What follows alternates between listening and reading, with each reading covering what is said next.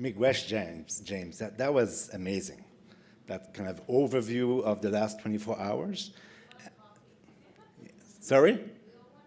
Yeah, actually, I believe it's going to be on our YouTube channel. I don't know exactly when, but over the next few weeks. So I'll make sure that our members know it when it's available. But in terms of that positioning, that overview, both in the current landscape and historically, I mean, you did a superb job. So thank you very much. Merci. And your point about collaboration being messy, being difficult, and often disaster, and I think it rings true. But also, collaboration is absolutely necessary for our survival. And I didn't want to do that, but I'm going to do it now. I'm going to provide you with a historical footnote, a personal footnote.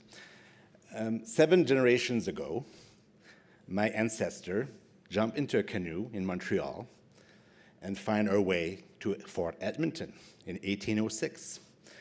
And she was the first white settler in Western Canada. Her name is Marie-Anne de Gimotière. And she never went back to Quebec. She did the buffalo hunt, one of the last few ones. She did a few with the Métis trade, the hunters, and down Alberta into now the U.S. My 6th generation ancestor was born in the shadows of Cypress Hill, and her name was Cypress. And they would not survive without that collaboration, but messy collaboration with First Nations. My ancestor had to spend 3 winters, because her husband disappeared, in tents outside of Fort Edmonton, and learning the ways of the prairies. But it was not always easy, especially when a local chief wanted to adopt one of her blonde hair child, and was willing to give away a horse and give away one of her children in return, and was a big deal. And so that relationship was difficult, but it was real. And without that, I would not be standing here today. So that kind of collaboration being an absolute necessity and when we lose our way as a country is often about that kind of the walls that we built amongst ourselves, and that when Canada works, it's when we are able to bring these walls down and collaborate with people that we barely know. So, on that note, je voulais conclure la journée avec quelques observations sur les défis et les opportunités auxquels nous faisons face et comment FPC peut mieux supporter le secteur afin d'accroître notre efficacité et notre impact. Comme j'ai mentionné dans mon séminaire, j'ai eu l'occasion de rencontrer environ la moitié de nos membres, ainsi que de nombreux leaders du secteur, des organisations partenaires et d'autres organisations de la société civile. And PFC members support important work today. But what I've heard this summer from you is that you want to become better donors, better partners, that you're interested to challenge your thinking, to stretch your financial resources further in ways that match the scale, the urgency, and the complexity of the issues that we're facing in a world that's getting darker. I've also been struck by how many of you are open to collaboration in achieving more by working together. And what we've learned over the last 24 hours, that collaboration involves building trusting relationship with people who you don't really know, with people that you may disagree over 80% of the issues, but if you can find agreement on some common and important issues, you can move mountains. But to do so, it requires humility, it requires the ability to listen, and prioritizing a vibrant, inclusive Canada with all peoples, and starting with Indigenous people, to achieve their full potential and share prosperity. I'm excited that several foundations are eager to embrace this evolving role. And as we have witnessed today, with the many examples that James referred to, they've already started through real partnership that supports scalable solution. At the same time, we need, and I knew that walking into this job, that the sector was very diverse.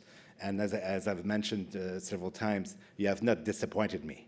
The range of approaches and goals within the sector is a strength. So I think we need to embrace that diversity. I've spent most of my career in international development, working in, especially in humanitarian assistance. And one issue that used to drive me nuts is that simplistic binary opposition between long-term development, good, emergency assistance, bad, and we obviously need both, the same way that we need an emergency room and we need preventive program to change your behaviors. We need both approaches at the same time. So I'm a little fearful that we might repeat the same error in philanthropy by opposing large-scale, transformative system change approaches with more traditional small-scale, place-based project philanthropy. We need both, as long as we put the people that we're trying to support at the center of our effort. And regardless of where you are on this continuum, we can all do better. And we should be ready to ask ourselves some tough questions about the why, what, how, who, when we intervene or not. There's no one-size-fits-all answers to these questions. But together, we can share, we can learn, we can push each other to constantly improve. We play a unique role that governments and markets struggle to fill. So let's embrace the challenges of using our flexibility, our independence to take the long view, to take real risk, and to support innovation in all of its form for the public good. And to do so, we've been reminded, again today, that we must work more closely with our partners. Governments, yes, they're slow, yes, they're risk-averse, but only they can provide the kind of legitimacy and the scale when solutions are tested. And the private sector, it's hard-pressed to provide public goods and the old tragedy of the commons, but they can stimulate entrepreneurial and innovative approaches as we are witnessing in social finance and sustainable finance. It's really exciting work on new limits, new forms of philanthropies. And without community-based organization and not-for-profit partners grounded in the local realities, we will not have programs addressing specific community needs. And we ought to think more systematically how we strengthen the capacity of our frontline partners to pursue their mission. Donc, je quitte Calgary sur une note optimiste. Je suis inspiré par le travail qui a été partagé ici aujourd'hui. Et bien que cela puisse être difficile et souvent frustrant, la collaboration peut prendre plusieurs formes et, presque toujours, ouvre des portes dont on ignorait même l'existence. Donc, je nous mets au défi tous de prendre plus de risques, d'expérimenter, de travailler avec des partenaires inusités. So, what is PFC's role in all this? So PFC can help by convening you, our members, to have courageous discussion, to encourage you to collaborate, to achieving more by working together. And we have much to learn from our successes, from our failures. And we tend to be a little shy about sharing failure stories. And how to create the safe space to have this courageous conversation, I think is an important role for us. Over the next year, as many of you now know, PFC will embark on a strategic planning process to assess how we can best contribute to a strong, vital, charitable sector, but also how we can best help you in your important work. Our world needs more thoughtful network philanthropy built on empathy and humanity, inspired by a sense of urgency, but also of hope. And no surprise, this will continue to require hard, long, sustained work through a web of relationship to help us to support a just transitions. So I'm very excited that to be with PFC with you at this moment, because I do think with at a historical juncture, and it's up to us collectively to be what we can be, to help the country become the Canada that we all want to be. So it's a really privileged position to be working with you and other sector leaders to assume this important responsibility of achieving more together.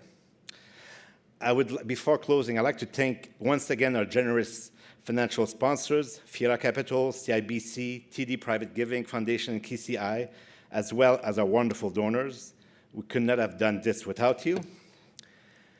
But thanks especially to our Calgary Planning Committee, to the teams from PFC and Future of Goods, to our volunteers for their dedicated efforts in putting this event together. So I'd like to please stand, for those of you that are just named, please stand up. You deserve a good round of applause.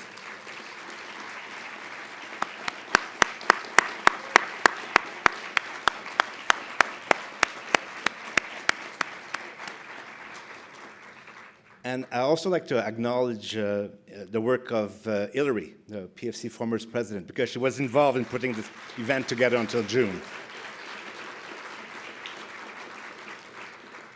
Merci à vous tous pour votre présence et votre participation. You will receive a survey, another one, in the next 24 hours. Please give us our feedback. It's so critical for us to make sure that we can improve our future events and programs. Donc, je vous souhaite un voyage de retour comme le elder nous a souhaité ce matin, a safe return as part of our blessing. I'd also like to invite you to our next gathering in Quebec City a year from now, October 2022, about continuing these conversations and about fulfilling our role in the civic fabric of Canada. So our symposium has given us some amazing food for thought, but as this morning's session reminded me that for those of us wearing a tie, it's important to reconnect our head and our souls, and so to do so, I would like to introduce you now to Erin. Erin tells it like it is. Whether it's sad or silly, she takes that confused feeling or idea you've never had words for and paints it into poetry you'll understand. So Erin, over to you.